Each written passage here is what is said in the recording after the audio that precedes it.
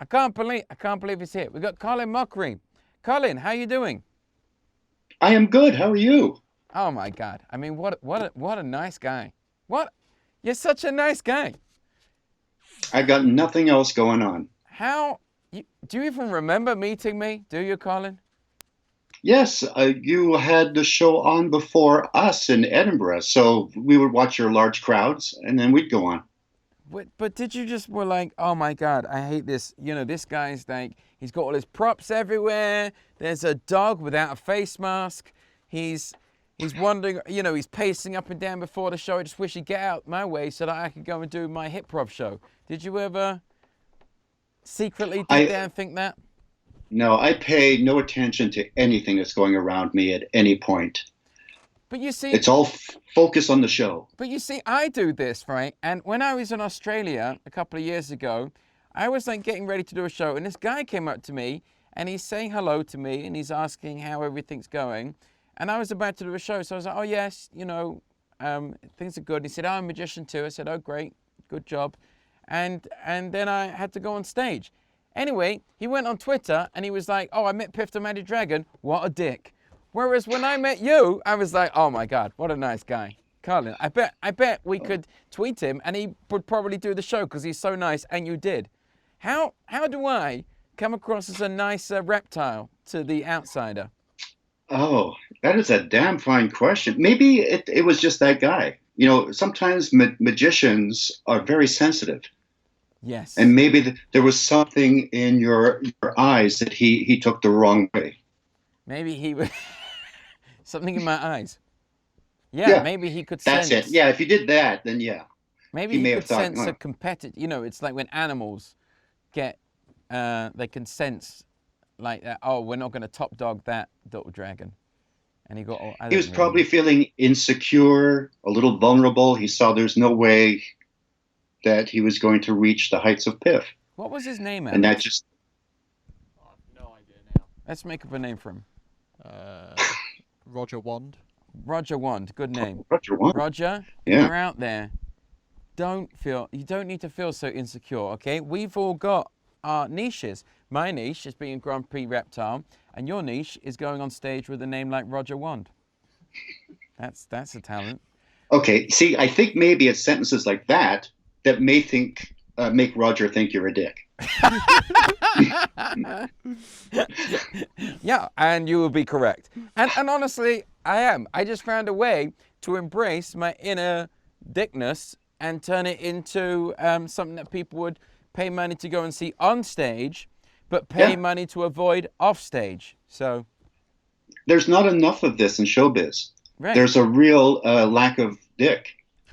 And I am here to fill that need, you know. You, yes.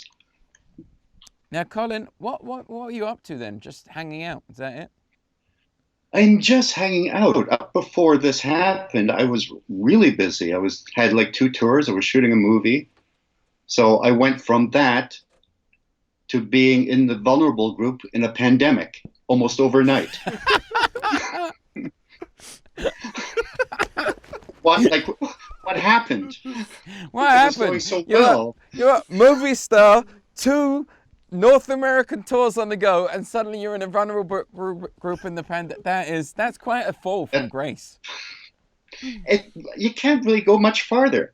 No. So yeah, that was a little depressing. But it's been nice. I've been spending time with the family, who I enjoy. So far, it's so good.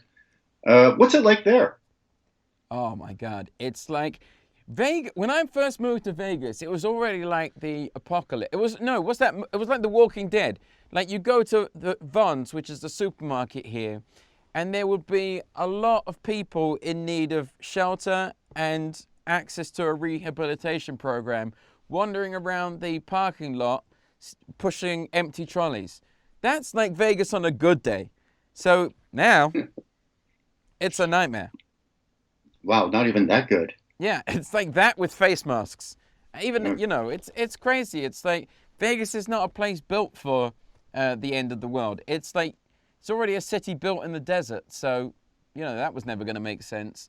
And now, and now no one can gamble. You can still gamble in the gas stations, by the way. Oh, well, good. Yeah.